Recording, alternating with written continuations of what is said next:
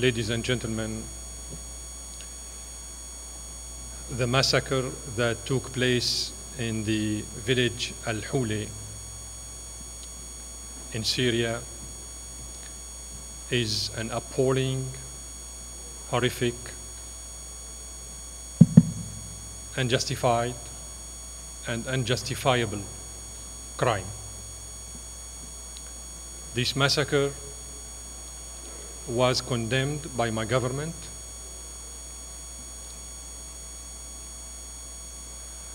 in the strongest terms possible. And here my government's version of the condemnation has joined exactly the wording adopted right a few minutes ago by the Security Council.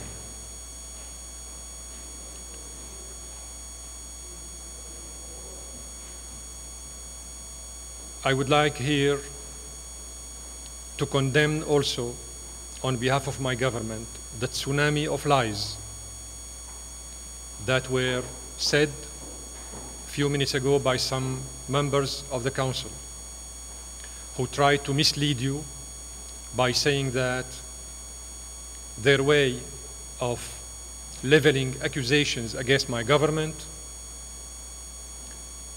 is based on what they said, evidences. They are wrong and they are misleading you.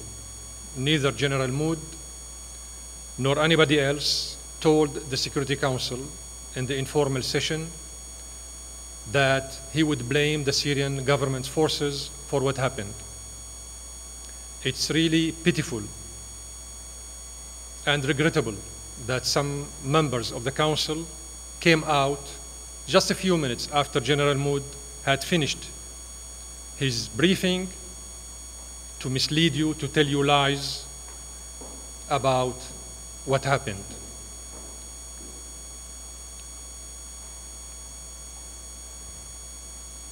I invite you all to look at what happened in Al-Houla in its entirety, in the comprehensiveness of the picture. What happened in Al-Houla yesterday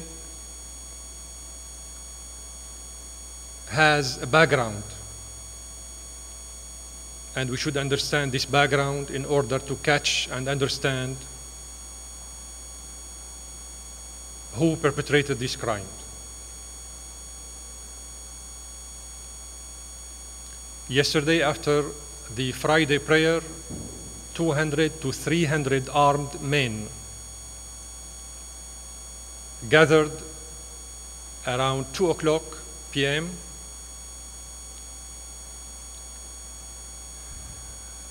They gathered in several points, actually, and then they moved and they met in one point in Al-Houla.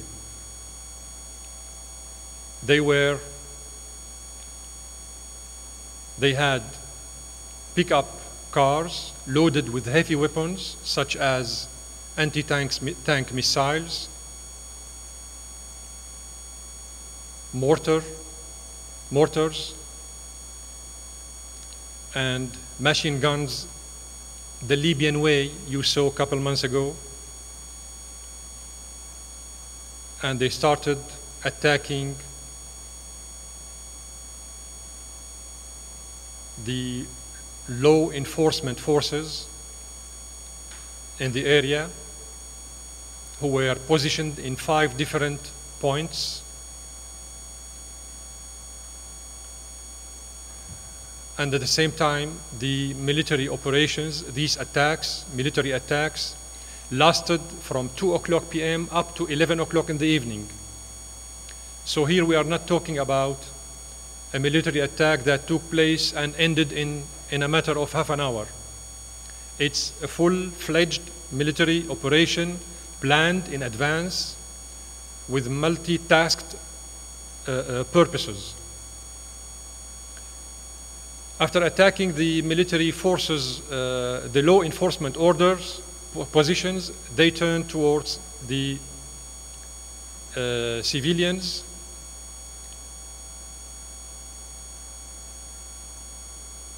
And then they moved to another village, which is very next to the Al-Houla, 1 kilometer away, where they burned the national hospital. They burned the crops of the farmers, and they burned houses. And they killed also dozens of innocent civilians in another village, also next to Al-Houla, called Shumariya.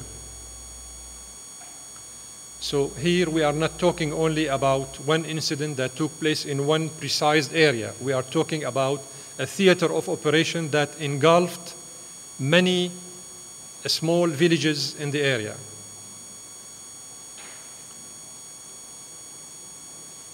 My government has established a national commission of inquiry tasked with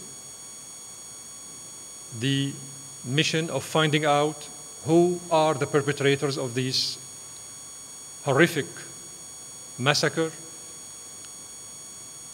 so that they will be brought to justice. Whoever committed these crimes will be held accountable by the Syrian authorities, by the Syrian government's law in the country. The press statement adopted by the Security Council today adopted somehow the version of events submitted by General Mood. If you go to the language in which the press statement was written, you would find in it that nothing indicates that the Council is blaming the Syrian government forces for the killings and the perpetration of the massacres. On the contrary, it identifies that other elements in the picture may be responsible for what happened. Sorry. I'm saying this because the press statement says that the Security Council condemns in the strongest possible terms the killings confirmed by the United Nations observers. I am here also confirming on behalf of my government that there were killings of dozens of civilians, 114. And then in attacks that involved a series of government artillery and tank shellings on a residential neighborhood. Then the members of the Security Council also condemned the killing of civilians by shooting at close range and by severe physical abuse.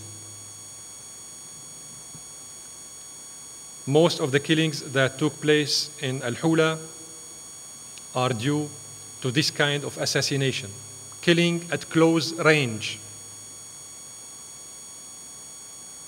not killed due to the artillery shellings, because artillery shellings would not leave the bodies of the victims the way you saw them. Here we are talking about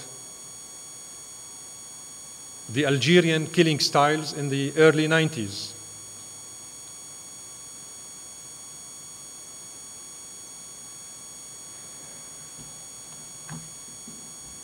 My government would spare no efforts whatsoever to find out the perpetrators of these massacres and to bring them to justice.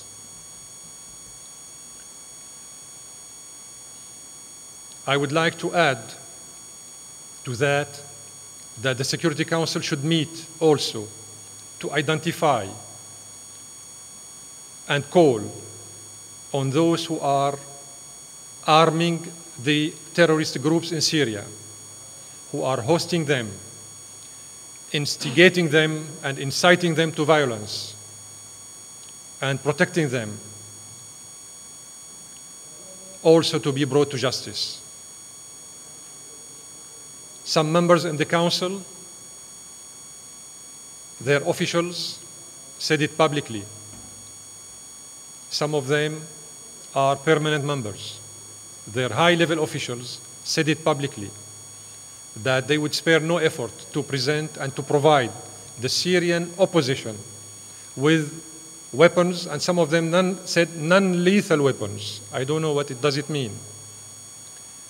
But the immediate outcome of this weaponization of the opposition resulted in the form of kidnapping the Lebanese pilgrims coming back from Iraq through Turkish territory, and in the form of suicide bombings and the infiltration by Al-Qaeda of Syrian territory. So we don't need double language in the Security Council. We need to bring everybody accountable to the justice, even though if we touch upon some permanent members. Those who have great interest in stopping violence and bringing to success the national inclusive dialogue in Syria should stop interfering in our domestic affairs, stop arming, hosting, financing, and protecting the armed terrorist groups in my country. You cannot be an arsonist and a fireman at the same time. And this is exactly, unfortunately, the case of some members in this Security Council. The Arabic, the regional, and the international dimensions of the Syrian crisis are not murky situation anymore. And everybody knows what we are talking about. I'm in your hands.